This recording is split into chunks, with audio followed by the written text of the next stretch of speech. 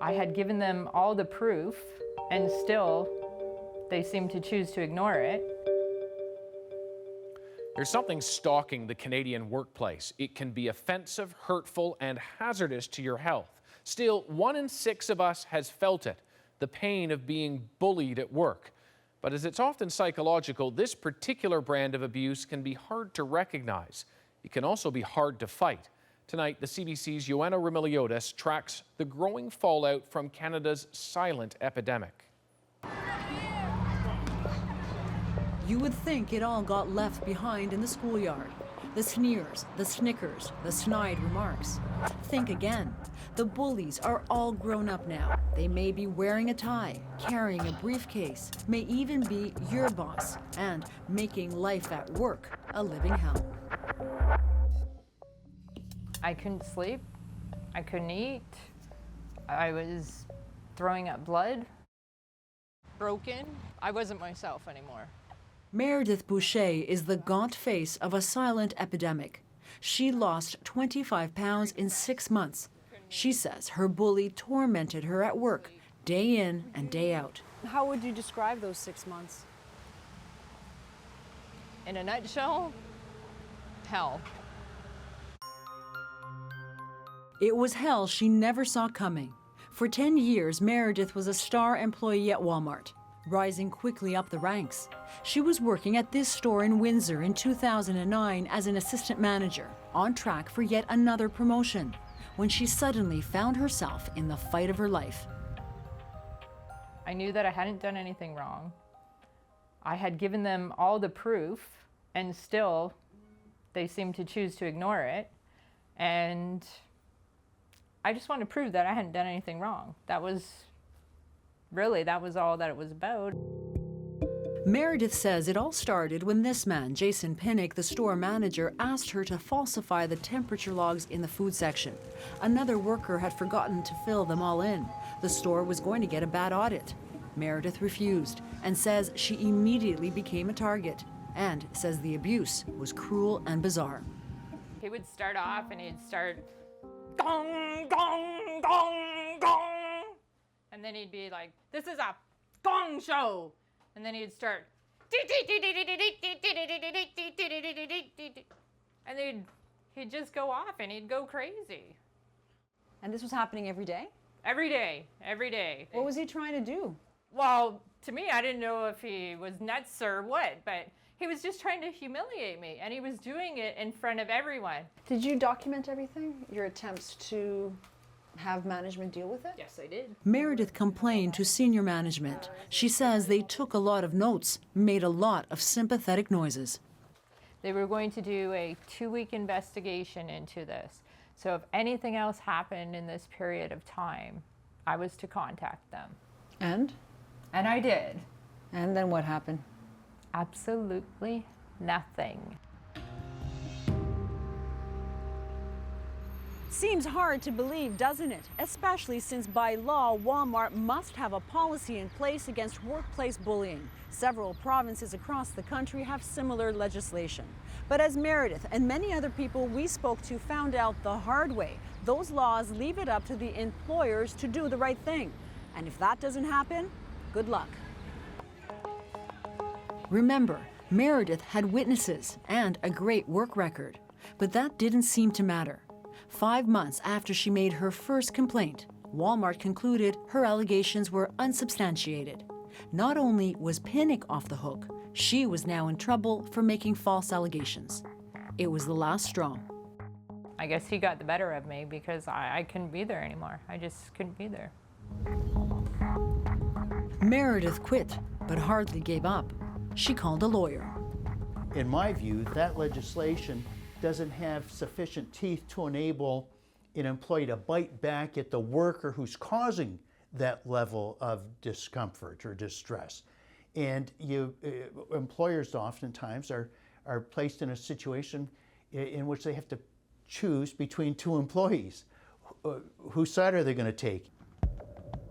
Myron Shulgin agreed to take on Meredith's case, despite the odds. Workplaces may be required to deal with bullying, but there's no actual law against the act of bullying itself.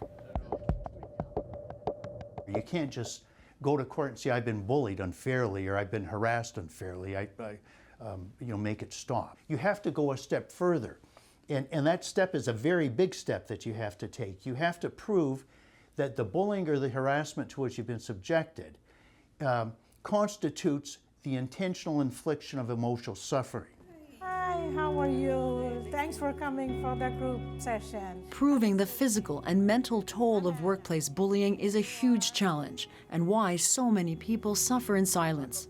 At a support group for victims north of Toronto, a sense of helplessness echoes in the room. I was a wreck. Mentally, I couldn't sleep. I couldn't eat. These people must be exposed. This company must be exposed. It shouldn't have happened. It shouldn't have happened. Everyone here says they've tried and tried to hold an employer responsible for bullying. Anna Nair runs the group. She says people can end up desperate. Little by, you're poisoned to death, mentally and physically, and ultimately your soul. That's when people take their own life. Years of bullying ruined Teresa Coelho financially. I'm just reminded every day that I didn't matter, basically. That's what it did to me, that I was worthless. Stephen Stepik says his fight demoralized him. Because the most danger for any person is to, when you lose self-esteem, when you're under depression, that's going to go only one way, suicide. Hi, Anna. I'm Meredith. Well, nice to meet you. Nice to meet you. We told Meredith about the group. She drove 2 hours to get there, eager to meet people like herself. Hi, Stephen. Meredith. She was shocked by the stories that sounded just like her own. So I was alienated. I was never invited to any company function. Exclusion, yeah. Very, very excluded. When you told me about this group, I thought it was amazing. Their stories ripped my heart out.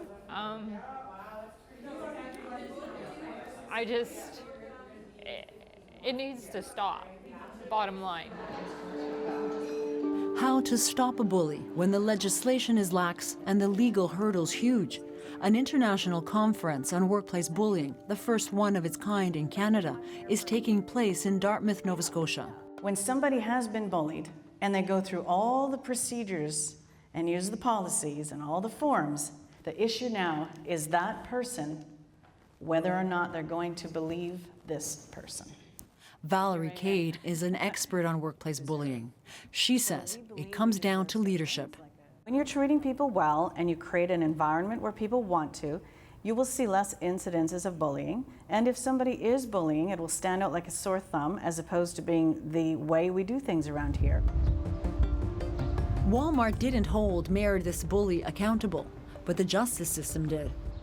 Her case went to trial. A jury accepted her version of events, and an appeals judge found Jason Pinnock's daily abuse was flagrant and outrageous, and that Meredith suffered a visible and provable illness as a result. The judge also found Walmart took no steps to bring an end to Pinnock's misconduct.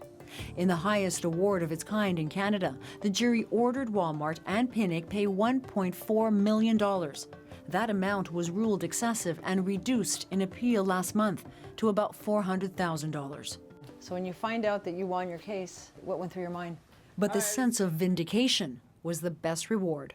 I was elated with that because that's all I wanted to hear was that part, and I was just like. In statements, Walmart says it regards its employees highly and disagreed with the findings of the trial court in this matter. So does Jason Pinnock. But Walmart says it will use this case as an opportunity to reinforce respect in the workplace without exception. As for Pinnock, he still works at Walmart. He now manages this store in Ancaster, Ontario. Walmart says there have been no further complaints of this kind raised with respect to Mr. Pinnock. Looking back, would you do it all again? Yes. No regrets? No. No regrets, despite the fact winning came at a cost. Her bully is still working, but 5 years later, dozens of resumes later, Meredith is still looking for another job. I've had, a couple places where I've gone in personally and given a resume, and they've seen my name and they've asked, "Oh, are you that Meredith Boucher?" And I say yes, and then oh, and then I'm like, Oh, okay. Well, all right then. I get it. So So you think people look at you as what? Potential troublemaker, or? possibly, I don't know. Meredith says, despite it all, she's optimistic. Writing in her journal every day helps. Maybe because, in many ways, she's still writing her own story of a woman who stood up to a bully and is still paying the price. Joanna Rumiliotis, CBC News, Chatham, Ontario.